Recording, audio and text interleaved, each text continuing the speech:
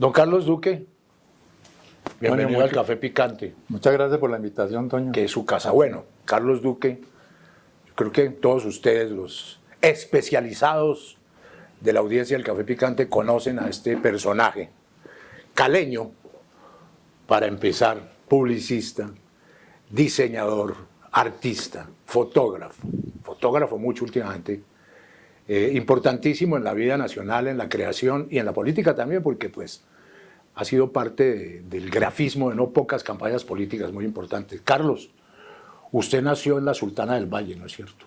Yo nací en Palmira Valle. Ah, en Palmira. Sí, señor. O sea, ahí la otra ciudad al lado. Sí, no, pues Cali es barrio de Palmira, por supuesto. Palmira. Y esa primera crianza, ¿dónde fue? ¿Su primera infancia? Primera infancia en Palmira, pero a partir de los 7 años fuimos a vivir a Cali. A Cali. ¿Y usted estudió en dónde, allá en el colegio? San Luis Gonzaga, con los maristas. Sí. Entonces yo soy una especie de mezcla entre toda esa godarria religiosa marista Sí. y no sé, y los O sea, sueños y la revolución cubana. me lo voy a decir, le voy a decir una frase como de las suyas. Marista, marxista. Pues, Sí. ¿tiene sentido? Tiene sentido. Bueno, ¿y en qué momento de su vida, ya después de la primera infancia, empiezan las emociones y las atracciones por el diseño, por la creación, por la arquitectura? Pongámoslo pues como en el colegio. Pues, digamos, eso viene. El recuerdo que yo tengo de colegio es malo para las matemáticas, Sí. muy bueno para biología, ciencias naturales, geografía y demás. Y entonces intercambiaba mapas y dibujos de biología, eso, por matemáticas con los compañeros de clase. Un trueque, Claro. trueque académico. Sí, Y esa vaina funcionaba, Carlos. funcionaba, pero hoy no me funciona porque los números no me están funcionando cuando más los necesito. Y entonces, ¿cómo ha hecho con sus empresas, con sus actividades comerciales? Quebrarme todo el tiempo. ¿De verdad? Sí, pero he sido muy feliz en toda mi vida como diseñador, como artista, como sea, imaginador del mundo. Eso sí, la quiebra como felicidad. Exacto. Bueno, Esa es una buena novela. La quiebra como felicidad. Sí, ya. Escribámosla juntos. Me parece. Carlos y yo hemos sido amigos, pues creo que se nos empieza a notar de hace milenios, hablando del anterior y todo. Sí, desde esta tercera juventud. La segunda decadencia. Bueno, ¿y cómo empieza ya pues la fascinación por el diseño y por la fotografía específicamente? Yo he sido un buen dibujante siempre. Siempre. Y el dibujo era como la gran pasión. Y entré a estudiar Bellas Artes en Cali. En Cali. Pintura y dibujo y todo eso. Y encontré mi maestro de dibujo y pintura era Daniel Romero, el papá de Sandro Romero, Claro. que era profesor ahí en Bellas Artes. Nunca terminé, pues nunca llegué como al óleo realmente y todo este tema. Pero estando ahí en Bellas Artes, yo todavía estaba estudiando, estaba pues como en cuarto, quinto bachillerato. Ajá. Descubrí el diseño gráfico, porque había unos cursos de diseño gráfico en Bellas Artes. Yo ni siquiera sabía que existía el diseño gráfico. Pues no había llegado todavía el concepto del diseño gráfico y me enamoré de ese tema y descubrí que mi mamá quería que yo fuera pintor Sí. y yo descubrí que realmente yo quería ser un Picasso, una cosa así como muy... O sea, ni más ni menos. ¿Y su papá qué quería? No, mi papá ya había muerto. Allá. Entonces se liberó de esa responsabilidad y yo de tener que soportar que me obligara a estudiar Derecho. Esas cosas que le iban a clavar a uno. Sí, exacto. En todo caso, descubrí eso y en unas vacaciones empecé a trabajar en publicidad y entré como en el rollo del diseño gráfico. Nunca estudié diseño gráfico, pero tenía, digamos, como ese don natural de resumir y... En publicidad siendo adolescente, ¿o qué? Sí, yo debía tener unos 22 años máximo. Bueno, primerísimo, con Dicken Castro. Eran las épocas donde Dicken Castro y Marta Granados y David Consuegra eran como los grandes representantes del diseño gráfico. Pero en fin, se volvió mi pasión el diseño gráfico. Y de repente usted dio un salto, se fue entiendo que a California. Sí, es que en publicidad, mi mundo yo lo he recorrido desde esa punta de publicidad, o sea, cuando éramos felices todos, el mundo feliz, los hijos todos tenían que ser rosaditos, gorditos. En los comerciales no existían las empleadas de servicios, sino que como hoy todavía las mujeres se supone que las damas de casa... Ni la diversidad, ni nada, son blancos, sí, bien educados y gente decente, claro, que llaman ahora. Por supuesto ahora ya, a pesar de que las amas de casa siguen siendo las protagonistas de las cocinas en los comerciales, sí, hoy es una realidad porque ya hay, digamos... estamos entrando en la modernidad donde realmente ese tema de tener empleados del servicio y esclavos... O sea que la publicidad era tan excluyente como la sociedad. Exactamente. Y luego se fue convirtiendo en una publicidad mestiza, digámoslo, Carlos. No, estamos en esta época maravillosa de la realidad virtual, sí, y de la inteligencia artificial, donde, digamos, la realidad tiene mucho más ficción que toda esta inteligencia artificial que estamos viviendo. O sea, que estamos viviendo una época buena, o sea, sí, no nos vamos a ir de este mundo sin saber que realmente eso era lo que estábamos fabricando. El mundo feliz de Aldous Huxley. Oiga, era absolutamente natural en su caso que el diseño allá en California justamente lo condujera a la fotografía, que es su pasión. No, aquí llegó en publicidad. En publicidad la fotografía es vital, claro, siempre, por supuesto. Yo llegué inclusive en una época cuando empecé a trabajar con Hernán Nichols en Cali, la ilustración era lo que los avisos eran ilustrados, eran unos grandes ilustradores y había poca fotografía, pero empezaba a ser, digamos, muy reconocida la fotografía, grandes fotógrafos trabajando en publicidad, y de ahí decidí irme a estudiar fotografía porque pues había que meterse, digamos, y actualizarse y tal. ¿Y si se estudia la fotografía, Carlos? Sí, pues en esa época, sí, porque la fotografía era una cosa como muy reservada para aquellos que escogían en la vida como ser artistas de la fotografía. Sí. Y hoy pues, todo el mundo es fotógrafo, pero en aquella época había que estudiarla además porque técnicamente existía el cuarto oscuro. Con todo respeto por su venerabilidad, estamos hablando que eran ¿qué años? ¿60s o 70s? 70s. Ah, ya 70s. Sí, ya o sea que 70s. Carlos, de alguna manera, sí había ese rompimiento grande en el diseño y en el grafismo, producto de la modernidad de los 60s y 70s. ¿Había cambiado algo? Pues eran las épocas de transición. Yo empecé, digamos, cuando estudié fotografía, mejor dicho, estudiando dibujo, entonces el lápiz, el carboncillo, las acuarelas...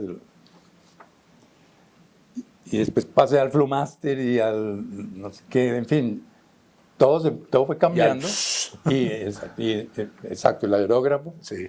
Yo empecé con la fotografía análoga, el rollo, el cuarto oscuro, el revelado, horas metido en un...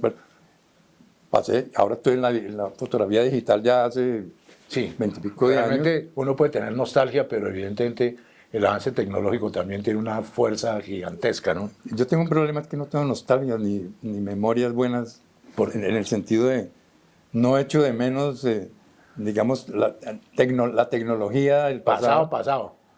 No, inclusive yo dibujaba mucho, inclusive en diseño, el diseño se hacía a mano, era conectar la cabeza con la mano. Sí.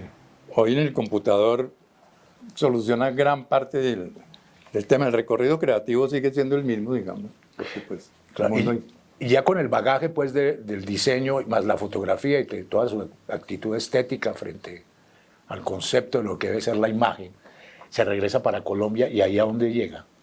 Regreso a trabajar con Nichols. Sí. Exacto. Yo era el director de arte en Nichols. Estuve 2 o 3 años más allí y luego me vine a Bogotá. ¿Y ahí trabaja con quién? Con Le Burnett. Eso fue muy largo tiempo, ¿no? Estuve como unos 4 o 5 años porque después fundé mi agencia, pero cuando llegué a Burnett descubrí un mundo, el mundo bogotano que era como el gran universo en Colombia. Ahí conocí a Salvo Basile, que era director de un grupo creativo, yo entré a trabajar con él. ¿En qué bar, perdón, conoció a Salvo? Bueno, sí, cuénteme, Carlos, por favor. El sitio de recreo, el patio de recreo del Parque Nacional que queda justo al frente de la agencia, pero en fin. Y estaba escritores, trabajé con Santiago García, trabajé con Bernardo Salcedo, eso estaba lleno de poetas y de artistas y de escritores. O sea, fue como un encuentro muy maravilloso y Gonzalo Arango, que era el presidente de la agencia, consentía pues su grupo de artistas y él coleccionaba artistas como creativos publicitarios, lo cual fue una escuela maravillosa. Ahí se nota su afición pues por las artes, pero también se empieza su relación con la política muy fuerte. Le doy algunos ejemplos que la gente conoce. El búho de Colcultura, de Duque. El diseño del afiche de la marca del Teatro Popular de Bogotá. Pero al mismo tiempo el diseño de la revista Alternativa y del grupo político Firmes, del cual hacía parte de alguna manera el M19 que hoy está en el poder. Política y arte y cultura, Jorge Alí y Enrique Santos de esa época que era. Y además en medio de una adorable rumba, ¿no, Carlos? Pues política y rumba, ¿no? Era como una mezcla maravillosa. Pero en realidad, digamos, mi vocación hacia la cultura y hacia la política nace desde los festivales de arte de Cali que armaba Fanny Mickey en Cali. Antes de que se viniera a vivir a Bogotá, exacto. Antes del Teatro antes Nacional. Del 68, 69, en fin, cuando la famosa Revolución Francesa del 68 francés. Mayo. De mayo francés, exacto. ¿Usted es un hijo de eso? Sí. En parte, por supuesto, y porque eso estaba todo fresco, mezclado con la Revolución Cubana. Entonces, y la cultura era parte de esa conversación sobre la revolución, vamos a cambiar el mundo, llegamos es para salvar el planeta y todo este rollo. Y bueno, y aquí estamos, no lo salvamos, pero... Pero aquí está, bueno, sí, pero sí lo hemos cambiado un poco. Sí. ¿Y usted en esa época se sentía lo que hoy llaman mamerto? No. No, usted era un tipo más bien libre pensador, ajeno a militancias. Más como un liberal, pero un liberal extraño porque en mi casa todos han sido conservadores, básicamente, godos paisas y demás. Pero no, realmente nunca fue mi preocupación eso, pero sí tenía esa sensación de que estábamos ahí para cambiar el mundo y Woodstock y ser hippie ya era revolucionario y todo ese rollo. Entonces, pues... Con todo respeto, ¿tenía el pelo largo usted en esas épocas? Era chuto, tenía, mejor dicho... Con una especie de afro bien puesto y tal. Puesto, toda esa vaina y con peineta de puntas de esas para... Bueno, luego había digamos que un ícono de su vida, buscado o no buscado, pero así fue, por consideraciones objetivas y subjetivas pues, de la política, y es que usted le encargan hacer el afiche de un candidato. No, realmente a mí nunca me han encargado el afiche como tal. Sino la campaña. La campaña. Pues bueno, como publicista, pero... oiga, venga, que la campaña... Y lo más visible pues era... Y lo más visible, por supuesto, en esa época siempre fue el afiche, digamos... A partir de Galán se volvió el afiche. Justamente era lo que estaba diciendo, sí, era el famosísimo afiche de Luis Carlos Galán, que eso se lo han pirateado en otras versiones, pues no de Galán, sino, digamos que Duque es una escuela, no solamente pues es que lo hayan pirateado. ¿Cómo fue lo de Galán, esa experiencia? Pues a ver, el recorrido mío por la política que viene como desde la cultura, pero mezclado con toda esta cosa de la fotografía y demás. Sí. Es que a mí me entró, en mi casa en Cali, llegaba la revista Life. Y la revista Life pues, era la revista donde la fotografía era la que hablaba del lenguaje, la noticia y demás. Y entonces estaban, siempre las portadas eran Kennedy, el Che, Fidel, los Beatles, Marilyn. Entonces eran los grandes personajes por los grandes fotógrafos americanos y demás. Y a mí me entró como esa curiosidad de decir, las celebridades, ¿de dónde surgen las? Mejor dicho, porque son los medios que están creando, digamos, ese mundo de la celebridad y la fama.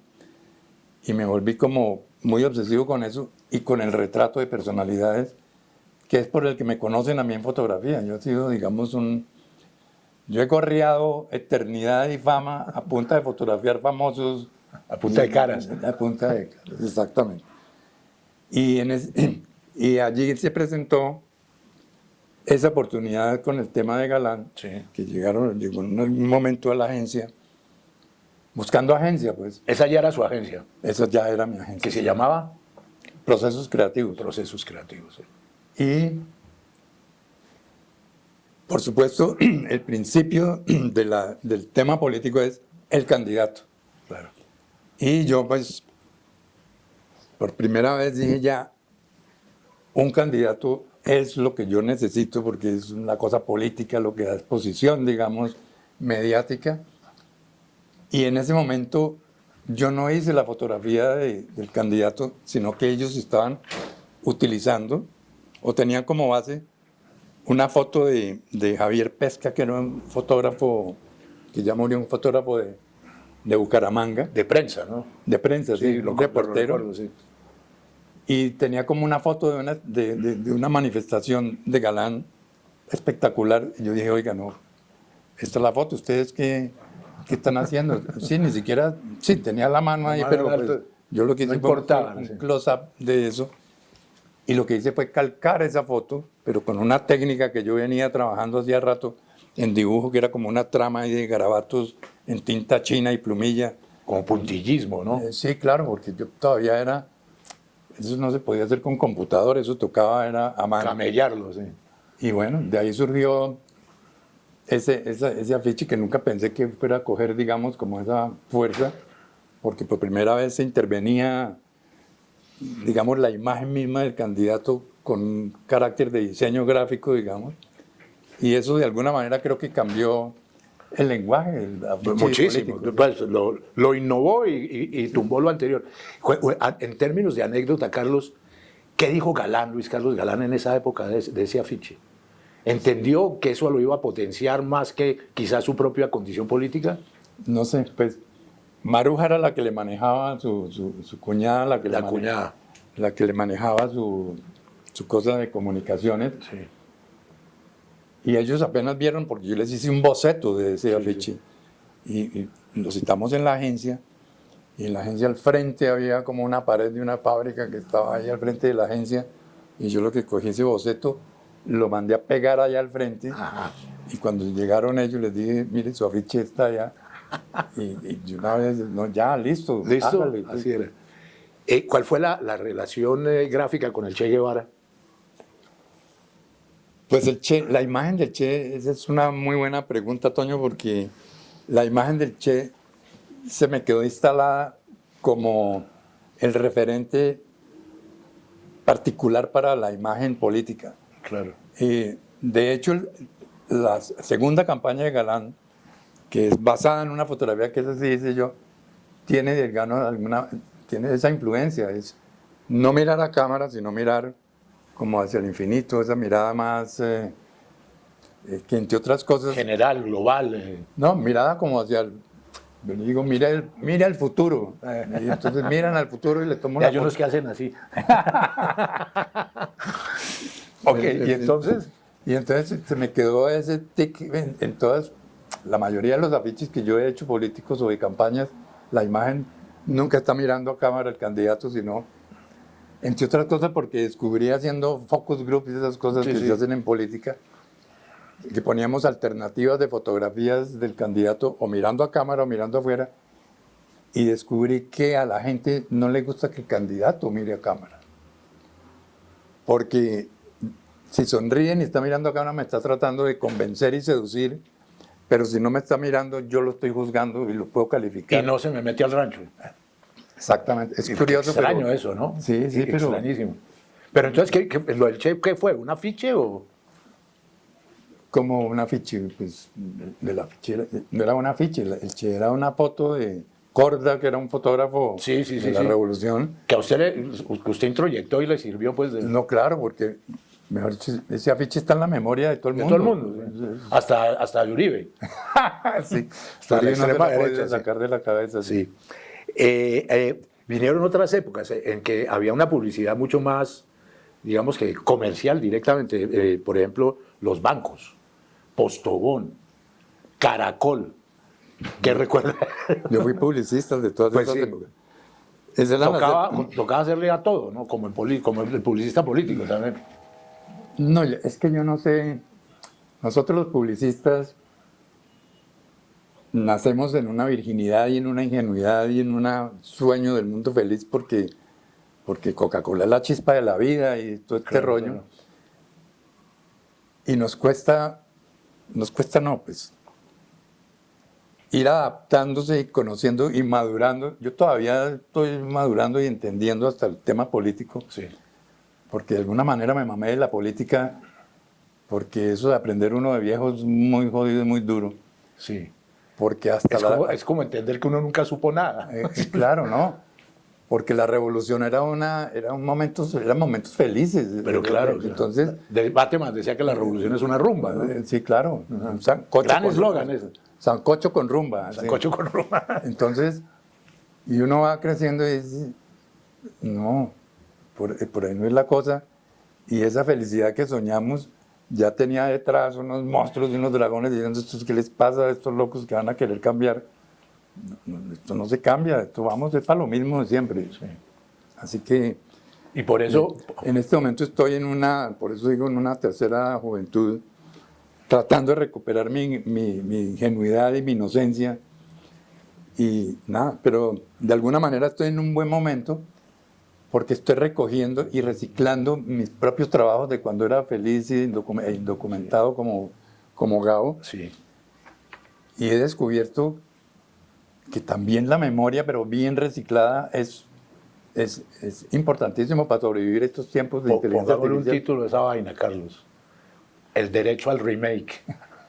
Sí, es un remake, pero usted mismo está en un remake Pero permanente. claro, todo el tiempo, sí. Y esto que hace, y es en serio, pero en broma. Mejor Sí, dicho, exacto. si dejamos de reírnos y de burlarnos un poco de nosotros mismos, nos jodemos. Nos porque jodemos, esto claro está que muy sí. complicado, porque el humor se acabó. Pues yo no sé, pues ha entrado en unos terrenos. Hay una cierta perversión en ese campo.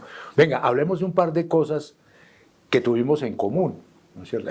Además de otras absolutamente inconfesables, de las cuales no vamos a debatir acá, pero tuvimos dos cosas en común. La primera es que íbamos a hacer un noticiero en RTI con Jaime Garzón, con Claudia Gómez, y usted llegó allá a buscarle el nombre a esa vaina y se llamó Cuac.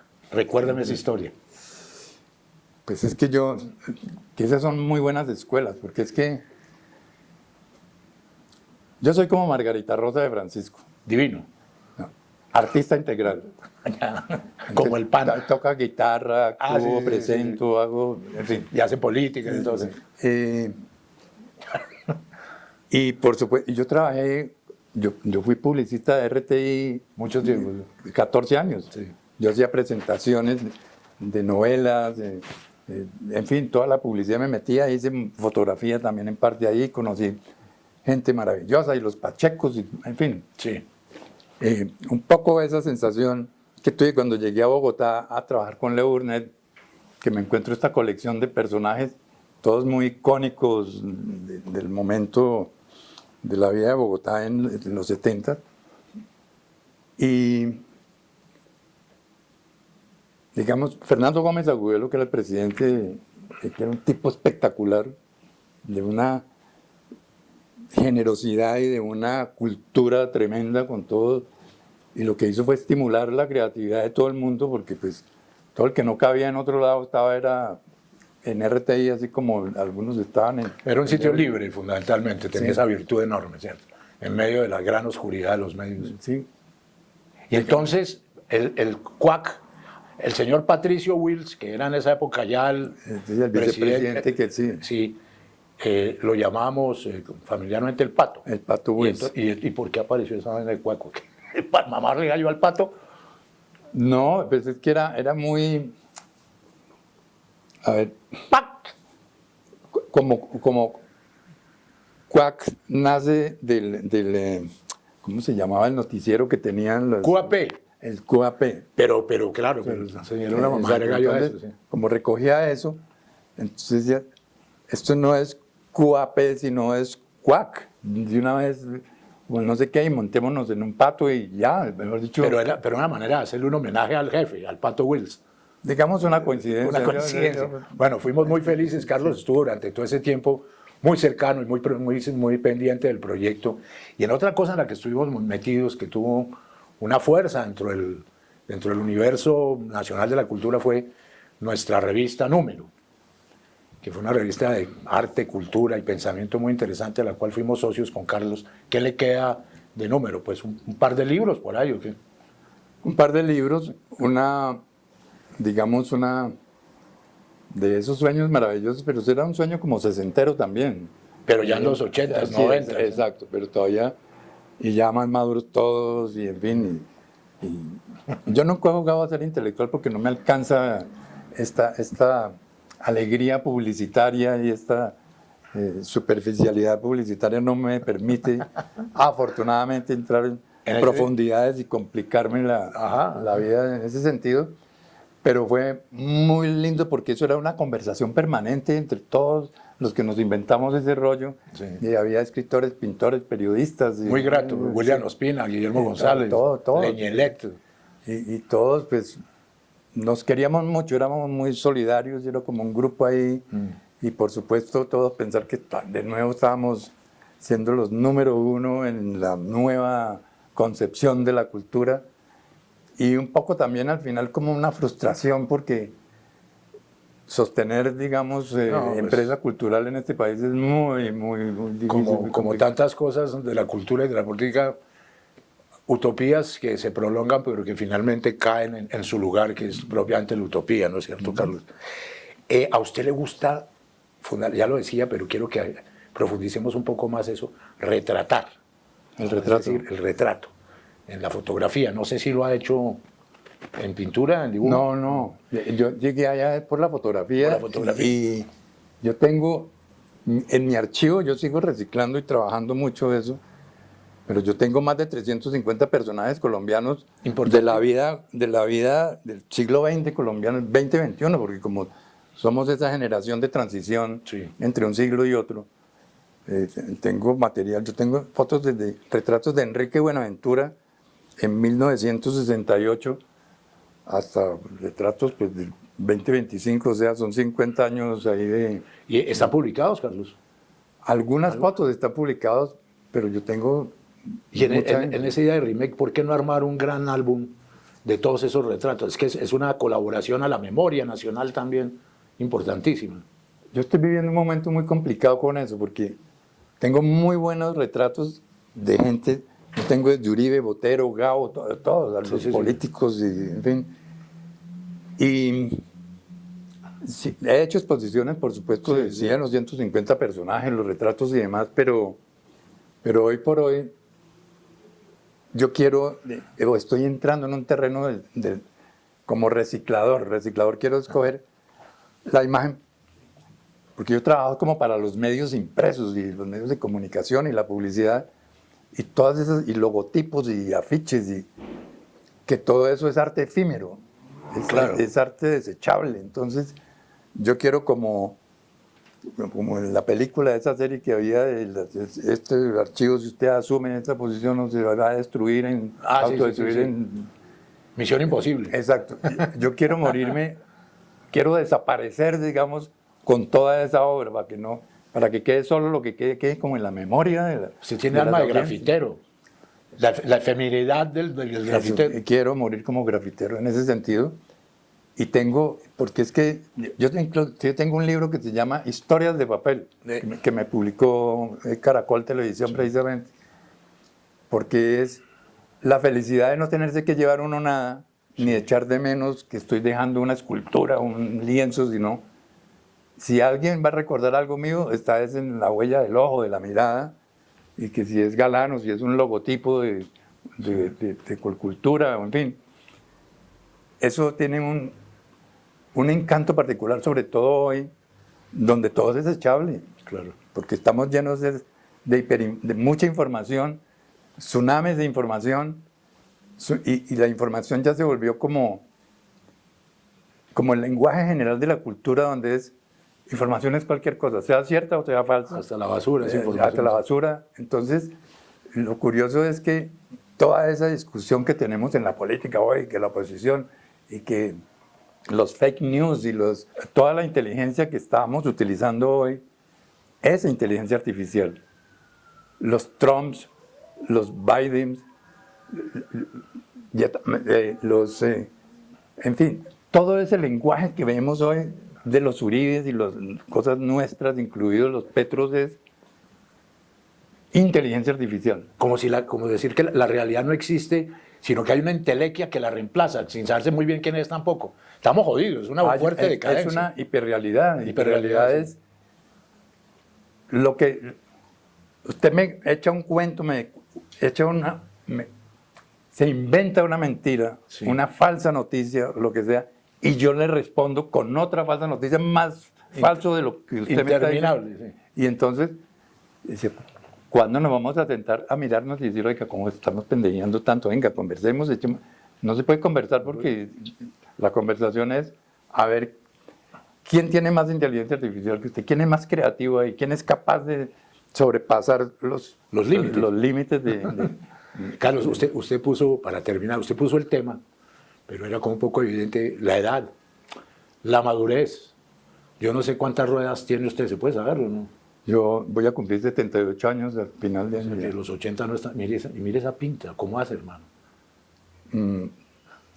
Eso es como decía Clint Eastwood en una entrevista que le hicieron.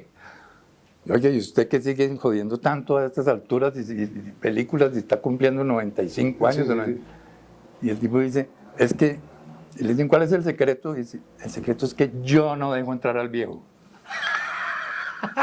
Entonces, pero no es que me lo haya propuesto, sino que pues, es por eso digo, algo que me dice es que usted con ese síndrome de Peter Pan, que se gasta, pues bueno, va a morir joven. Peter Pan forever, querido Carlos. Muchas gracias, Toño, por la invitación. Hermano. Bueno, menos mal que me escapé de la conversación política con usted. No, sí, bueno. Qué mamera.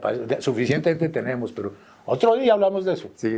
Mil gracias. Vale. Nos vemos pronto y quizás hablemos de política o más bien de esa realidad perdida. Chao. Café Picante.